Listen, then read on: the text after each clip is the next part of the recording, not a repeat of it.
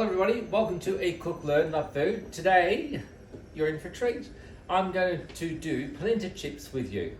So polenta chips are a beautiful thing, great for a snack, great for nibbles before a dinner party, as a canapé, polenta chips dipped in aioli. So they're a versatile thing. You can actually make them way ahead of time, you can even freeze them. So polenta chips are a beautiful thing. So we need cornmeal, polenta, okay? The ratio of polenta is 5:1. So you know when we cook rice, it's 3:1 as a borio. Polenta is 5:1. So 5 parts liquid, 1 part polenta. So here we have some polenta. They're gluten-free too. Cornmeal is gluten-free or polenta. Okay, so we need a saucepan. So have a nice size saucepan. We have chicken stock. Now the liquid can be milk and cream, vegetable stock, chicken stock, whatever you like. So here we go, 1, 2. I might just get a little bit of water. 1, 2, 3. Done. A little bit for good luck. Okay, so here we have our liquid. Make sure you taste the liquid. Okay, I'm cooking so I can do that. But the liquid must be salty, it must have flavour. It's a bit like making risotto. Whatever the liquid is what absorbs into the rice grain. Polenta, same thing. The liquid, milk, cream, stock, if it doesn't taste good, the polenta's not going to taste good. So make sure this guy is seasoned and tastes really nice. The liquid's going to go onto the stove. That's our polenta. Okay, perfect. And here we have spoon. So our liquid must really start. We'll put our stock on the stove. We're going to bring that to the boil. We've measured out our polenta, so that's ready to stand by. We make sure our liquid tastes really nice. Now garlic's a nice addition. As you know, I've taught you about garlic. You should have that in your fridge all ready to go. However, I don't have any prepared, so we're just going to chop a little bit of garlic. Fresh rosemary is a beautiful thing, and that will be really nice, or fresh thyme in the polenta. Okay, you can even put in like semi-sun-dried tomatoes as well. But our garlic, we actually want to have really, really finely chopped. Okay, put this on the board. Give that a good squash or a garlic press. You know me, is cook out our polenta in our liquid. 5:1 ratio. Cooks, how long do you cook it for? It's about 20 minutes. So you want to bring the liquid to the boil, add the polenta slowly and stir. It'll start to grab and go really thick like mashed potato. That's fine. Lower the heat and keep stirring. Keep letting it cook out. Sometimes you can add a little bit more liquid, all right? But we want a really, really thick polenta because we're making polenta chips. We're also going to add to this recipe is about a good handful of cheese, okay? Cheese is going to give it flavour, and just, you don't have to put cheese in if you don't want to, but again, I love the cheese in there. 1, it'll just hold it together. 2, it'll give it a really nice flavour. It's just like soup. It's very runny, okay, that's fine, because the polenta takes about half an hour to cook. Any polenta, so that's up to you totally, but you will find having the cream and the milk will give it a beautiful creaminess and flavour. Now when you're making polenta to sit on it like a lamb shank or a piece of fish, this is the way you cook polenta. Same sort of principle. You cook the polenta out on the stove, put it on the plate, put a big lamb shank on there or grilled fish or chicken, and you're off. So, you know, rather than making mashed potato, try making soft polenta. It's started to really grab, right? Here, like I said to you, it's really going to a pot a little bit, so that's why you've got to keep stirring it, all right? You don't want it to burn. Because some of you might say, oh, that looks like it's ready, okay? It's not ready. If you taste it, it's still got a lot of sort of corn, the corn meal. Okay, our cheese. So we're going to have a nice big handful of cheese. I'm just going to melt the cheese into the polenta. We're going to put our polenta into a container. You might think, oh, what is he doing now? We're going to put the polenta in the container, and I'll show you why.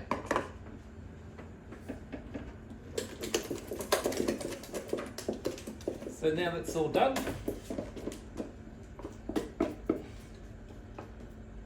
Polenta goes into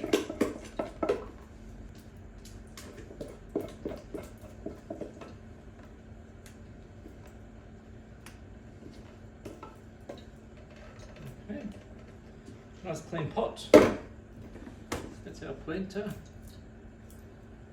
and make sure that's all patted in there, and bang it a few times.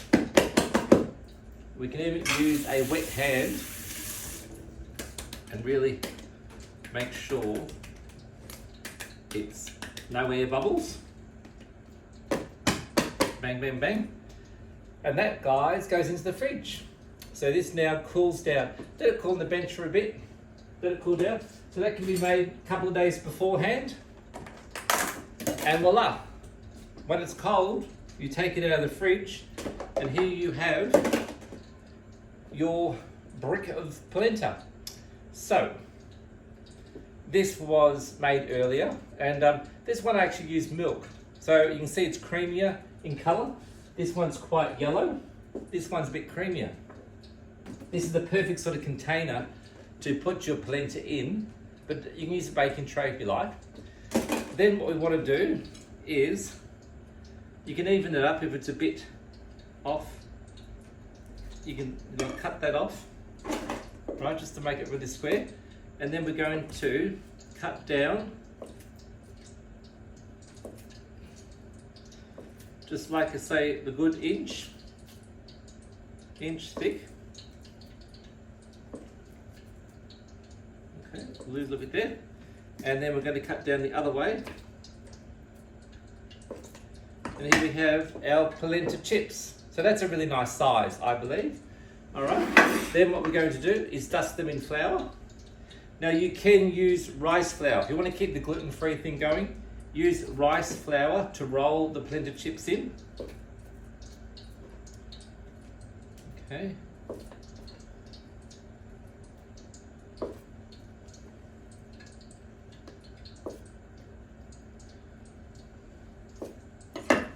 Lovely. So this is 1, 2, 3, 4, 5, 6, 7, 8, 9, 10, 11, 12, 13, 14, 16, 16 chips.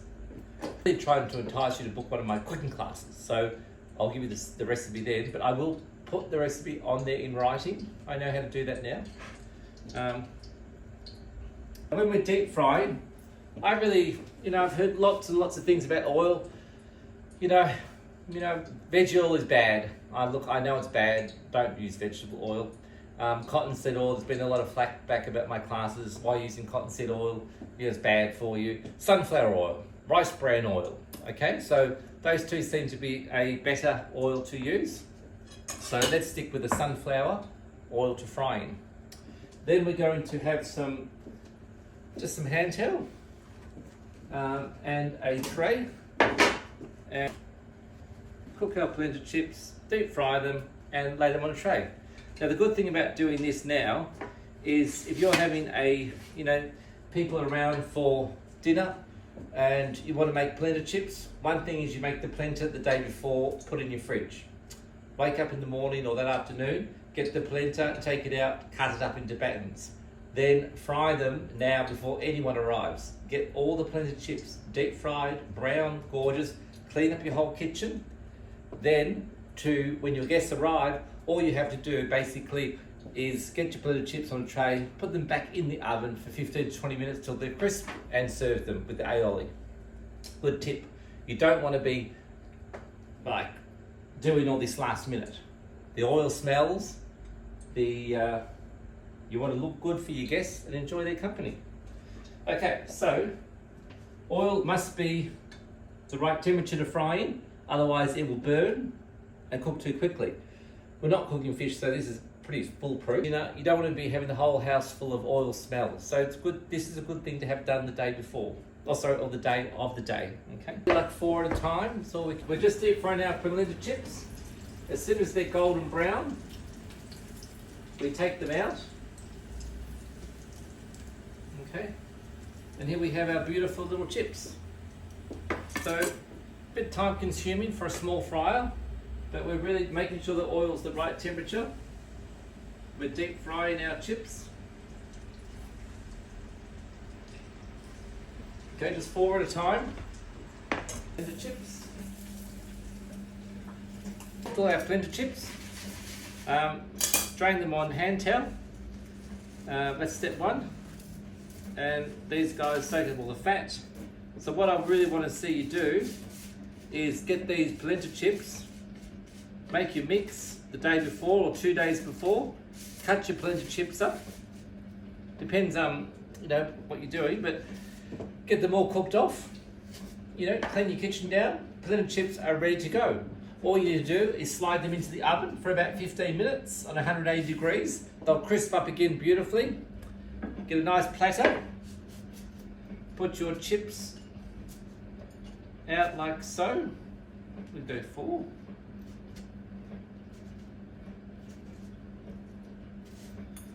Like so. They stack up really nice, like Jenga. And here's your other 4. Okay, and here we have, this is a mustard mayonnaise, but you can use like an aioli. You can use tomato relish. So a little bit of that guy in there.